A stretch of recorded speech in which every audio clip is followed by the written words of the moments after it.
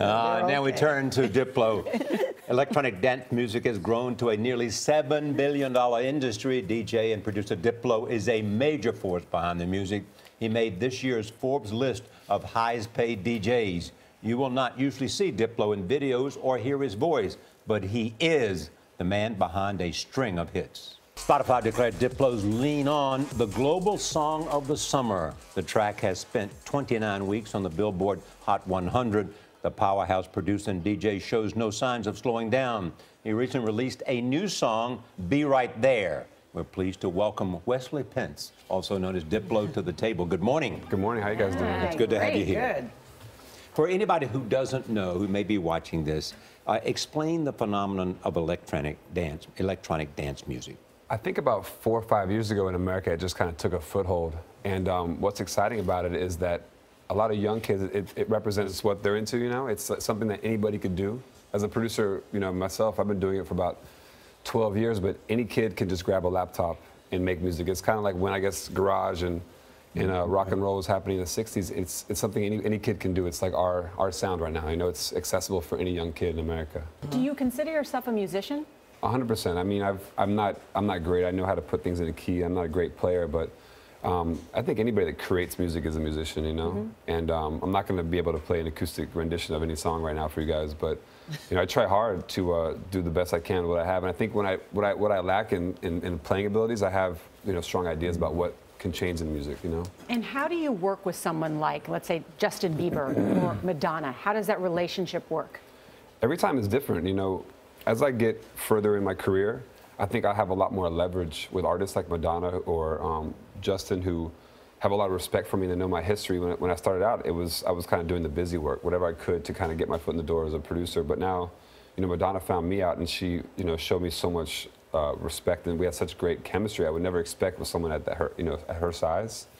But it's just a matter of leverage. When you're a producer, it's all about trying to figure out how far you can take somebody. You know? But does she come to you with the song and then you do your magic? With Madonna, we had one song I had written that was kind of specifically for her, but everything else we wrote together. You know, she's a classic girl where everything had to come back to an acoustic guitar too. We had to play it and make sure it was great songs. Because, you know, music as a producer, it's like when you're dressed up in different fashion every year. You're the same person, but you have to wear a different, but you change, right? Yeah. So production, the music always changes. It always has to be a different bells and whistles around it, but the music has always got to be a classically well-written song, and you just got to change the way it looks. That's a really good analogy, because you were considered one of the best DJs in the world. Right. Did you think you could make a living being a DJ? When I first started DJing, the good living. Yeah. Yeah, very when good I first living. started DJing in Florida, you know, there was maybe I knew 3 guys in the world that I knew made a living off of DJing. You know. Because what were you doing before that? I mean, I had every job. I worked at the zoo. I worked at Subway for a year. I worked as a school teacher, social worker in Philadelphia. But you said I want to do music. I think at the end of the day, I was about 23 when I just realized I wasn't good at any other job, and I think that music was the one thing that I could do. It was a huge step when you're young and you take a step into being a creative person for your work. It's a huge step, you know. Yeah. And I think that it was very scary. I just started doing it for 3 years. I just kind of built up everything from scratch. Are you now reaching to a larger audience? I mean, you're doing mainstream media. Right. Witness your appearance here.